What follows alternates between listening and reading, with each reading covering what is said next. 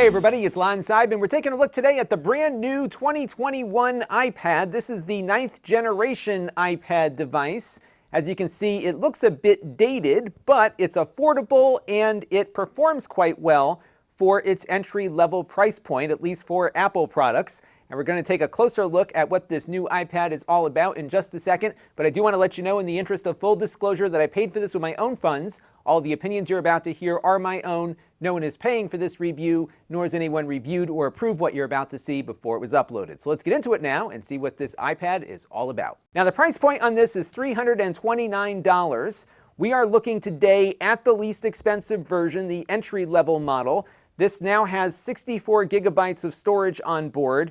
Last year, the base model only had 32. And I can tell you, with 2 kids, 32 gigabytes on an iPad is not enough. I'm constantly having to manage the storage for them because they keep filling things up.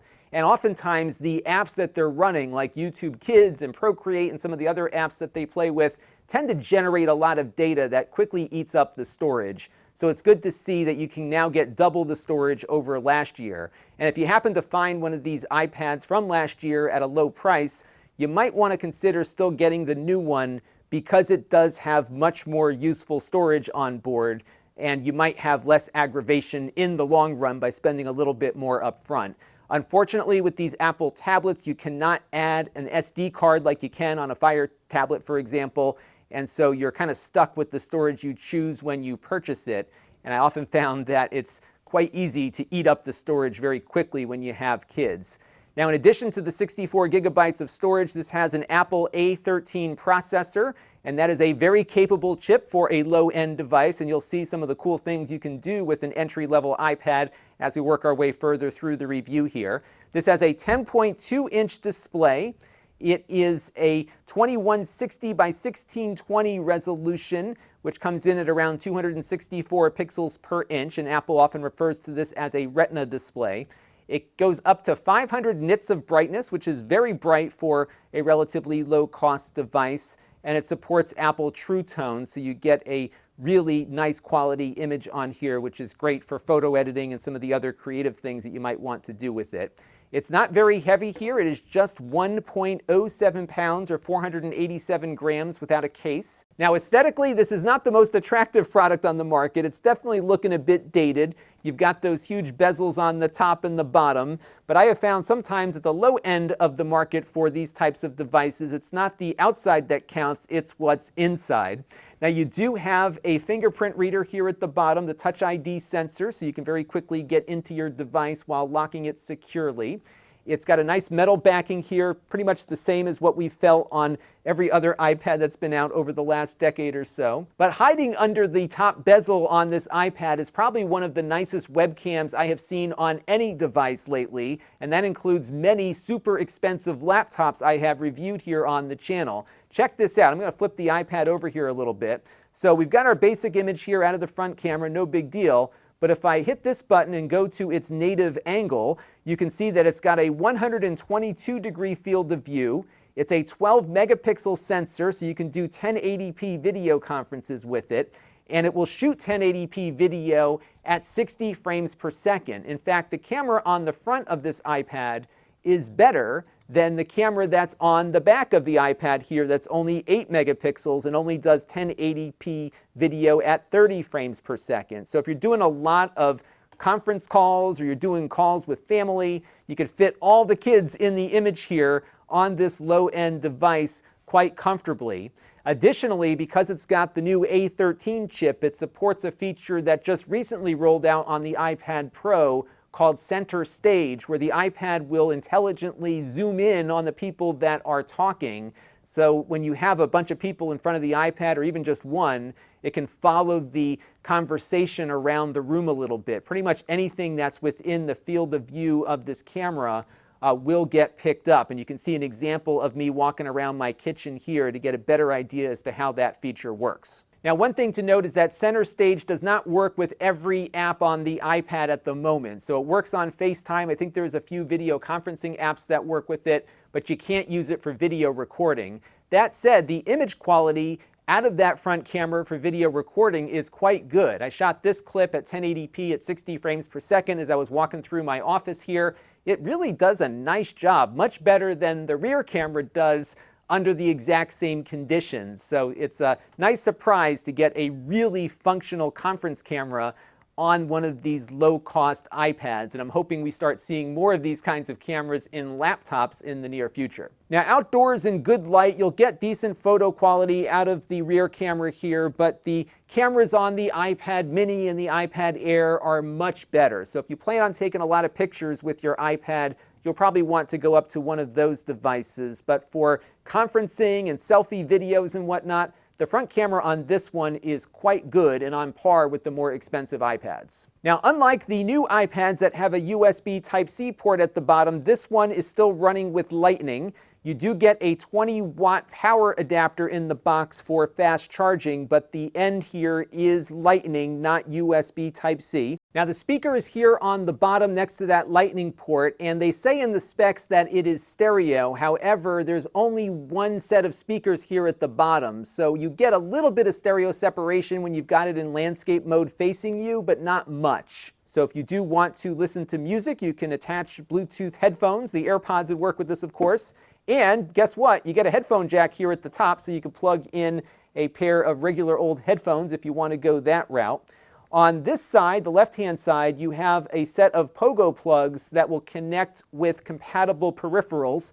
These usually involve keyboards and trackpads. There's a great one from Logitech that this connects up with that really turns this iPad into a nice mini computer. We reviewed that one a little while back. And these provide power and data to those devices, so you don't have to pair them up via Bluetooth. And then you've got your volume rockers here on the right-hand side, along with your power switch here on the top. Not much else to it, pretty simple stuff. Let's take a look now and see how it performs. All right, let's start off with some web browsing here. We'll go to the nasa.gov homepage and see how fast everything renders in. As you can see here, everything is very snappy and responsive on this. It's very nice to read on this large display. You can enable the reader view here to get a more condensed look at the content that you're looking at. I am on my AC Wi-Fi network right now. This does not support Wi-Fi 6, although I think at the entry level that's probably not going to be as important to people who are shopping for a budget device like this one. But all in, a very good browsing experience as we would expect out of an iPad. Now, because you have this large screen, I'm just going to switch it into landscape mode here real quick, and we'll continue browsing around a bit more. And you can also switch this into a split screen view. So what I can do here is keep the Safari browser up, grab my YouTube here, and just kind of make that a split screen, and I can watch a video off to the side while I do other stuff on the left-hand side of the screen. And as you can see, it handles all of these different types of basic tasks quite well here, and it's a very nicely performing device even for its entry-level price point. Now, this iPad does work with the Apple Pencil, but you have to use the first generation Pencil, which Apple still makes, and not the second generation Pencil, which doesn't work on this iPad. I have to say that the Apple Pencil is the best stylus on the market. It has been for some time now. It is a very natural writing experience. There's practically no latency as you're writing on the screen here. You've got some cool features like being able to tilt the pencil on its side to get a thicker line. It'll do pressure sensitivity. It's just a great drawing implement. It's also very good for note-taking. And they've recently added some features where you can just write on the screen and have it recognize your handwriting. Even if you've got chicken scratch like mine, it generally gets it right. And you can also choose to have it recognize the handwriting later. I did a whole video on all the different ways you can use the pencil with the iPad, and it just keeps getting better and better. And this one appears to implement all of the features that the pencil brings to the iOS platform. There are alternative pencils out there that cost less. You do lose some features. So for example, if you went with the Logitech Crayon, which is a less expensive option versus this one, you don't get that tilt feature. So if you are looking for the best drawing experience, I think the Apple Pencil is the best way to go, but there are lower cost alternatives if you're looking to do note-taking and that sort of thing. And even though this is the entry-level device, I'm finding that it performs exceptionally well even in some more complex apps here. So this is Procreate, which is a pretty advanced painting app. And I can very easily here just add layers and jump around the interface and maybe pick out a different brush to use here. Maybe I'll pick one of these abstract ones with the Opticon here and just start messing around with it. And as you can see, it's pretty quick and responsive. Now granted, this would probably run better on an iPad Pro, but it's not that much of a sacrifice here when you can't afford to go to the iPad Pro. This is a great way to get started. It really will allow you to explore your creativity if you're on a budget, and it's really neat to see this level of performance on a device that comes in at this price point. And you can even edit 4K video on this thing. I've got iMovie running on here, and this is free, of course, with your iPad. And we can jump into my project here and see that we've got a 4K 60 frames per second project here running with 4K 60 frames per second clips from my phone and from my GoPro. And as you can see, it's just playing back fine. No drop frames here. We're even able to have these transitions render in real time. I can maybe change this one from a dissolve to a slide, and let's play it back here and see how that works. So very little to any latency here or lag in getting some real-time output from this 4K 60 frames per second project brought in from two different cameras. Really good stuff. All right, one last thing to take a look at, and that is its gaming performance. I've got an Xbox controller right now paired up with the iPad. iPads support Xbox and PlayStation controllers, and this game is NBA 2K21, and it's available through the Apple Arcade subscription service, and it plays pretty nicely. I wouldn't say this looks as good as what you might see on a PS4 or an Xbox One, but it plays smoothly. I would probably put the graphics kind of in the Xbox 360 territory, or maybe the Nintendo Switch to a degree, depending on the game. But overall, it plays nicely, and it plays better than you might expect from an entry-level device like this. And this speaks to how powerful these A13 processors are on the lower-end iPad here. And on the 3D Mark Wildlife benchmark test, we got a score of 6,667. That puts this iPad slightly ahead of where last year's iPad scored on this test, not by much though. And it does put it behind the new iPad mini, which of course costs more and has the Apple A15 processor on board. Now what's neat about this test is that it's a multi-platform test, so we can run this on other devices that are not Apple devices and see what the scores look like. And if you look at the Acer Spin 5 that we reviewed last year with an Intel i7 processor with Iris Xe graphics, this iPad performs about the same as that much more expensive laptop does, at least on this benchmark. It doesn't mean everything will perform better, but it does speak to, I think, the power efficiency and just the overall performance of these Apple processors on even these low-end iPads. So you can really get a lot done on this device. Now these new iPads have 3 gigabytes of RAM, the same as last year, and that helps with multitasking. So if you were doing a little bit of work and then you wanted to jump back into your game, having that amount of memory on board gives you a good chance of being able to jump back and forth between work and play without any real interruptions here. As you can see, we were able to go from notes back to this game without issue. Now, battery life on this will vary depending on what you're doing with it. If you stick to the basics like web browsing and email, you should be able to get 8 to 10 hours of battery life out of this device, certainly enough to get through the entire day. If you're doing more strenuous activities like video editing or game playing, that of course will eat into the battery depending on the load it's placing on the CPU and the GPU. But generally, iPads have really been very good for battery life, and you can certainly get a lot of longevity out of them, especially on long flights and other things when you don't have a power supply nearby. And of course, you can always plug in an external battery if you need to get a little bit more juice. And overall, I think this is another nice entry-level iPad. Aesthetically, it's not much different than the prior year. It does have a nice bump in performance. I think the new camera is definitely the standout feature of this one. And of course, the additional onboard storage for the entry-level model make this one definitely worth considering.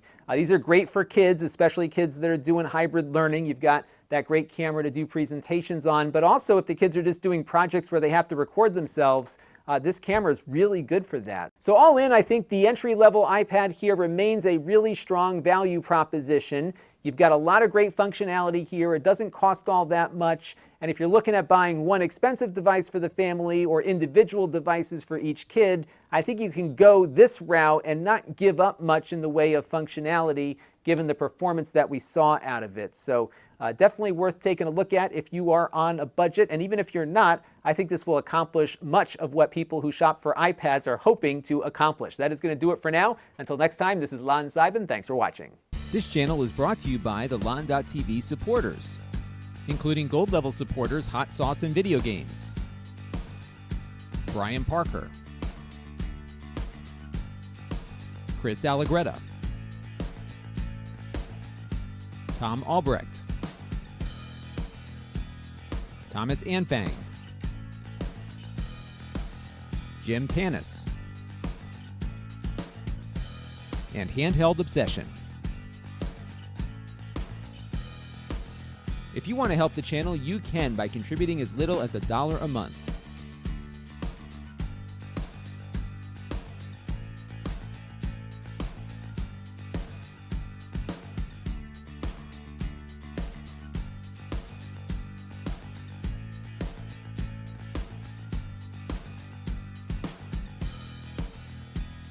Head over to lon.tv/support to learn more.